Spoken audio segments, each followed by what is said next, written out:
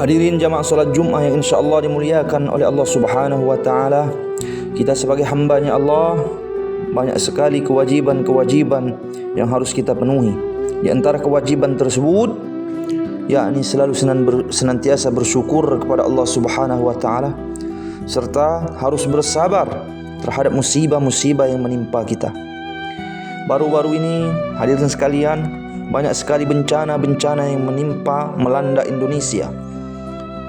Terutama bencana atau musibah yang menimpa saudara kita di Padang, yakni banjir bandang dan sebagainya.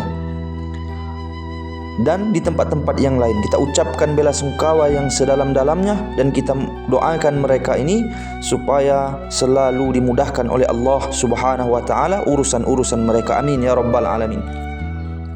Musibah-musibah yang terjadi, yang dialami oleh setiap manusia, itu pun ternyata di hadapan Allah, di dalam Islam, itu dihitung sebuah kebaikan jika seseorang tersebut bisa sabar dalam menghadapi hal tersebut. Sebagaimana Rasulullah sallallahu alaihi wasallam bersabda melalui hadisnya, beliau berkata, "Ajaban li amril mu'mini."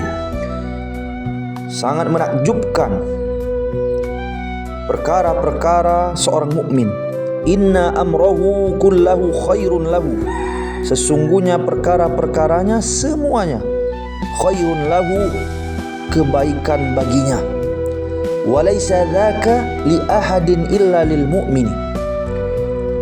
Hal tersebut tidak dimiliki oleh seorang pun illa lil mu'mini, kecuali terjadi atau hanya dimiliki oleh seorang mukmin saja.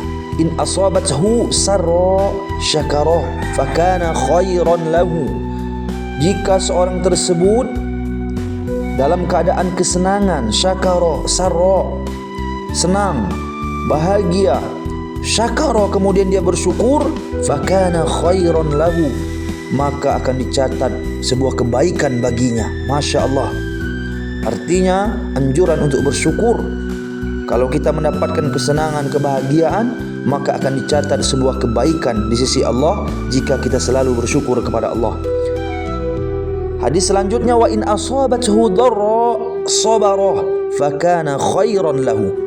Dan jika seseorang mukmin tersebut dharra, tertimpa, asabathu dharra, tertimpa, mengalami, terjadi pada dirinya dharra, suatu musibah atau kesusahan, sabara, kemudian dia bersabar, fakana khairan lahu, maka hal tersebut khairan lahu, dicatat sebagai kebaikan baginya. Musibah, banjir bandang, apapun bentuknya musibah tersebut, kalau kita betul-betul sabar, meyakini hal tersebut datangnya dari Allah dengan keimanan, kemudian bersabar terhadap musibah tersebut, insya-Allah dicatat juga sebagai kebaikan. Oleh sebab itu hadirin sekalian, kita ini tidak lepas dari musibah-musibah, sakit, demam, musibah-musibah yang lain, musibah, banyak macam bentuk musibah. Kalau kita betul-betul sabar, betul-betul mengimani hal tersebut datangnya dari Allah Subhanahu wa taala, insya-Allah semua itu akan dicatat sebagai kebaikan bagi kita semua sebagai orang mukmin.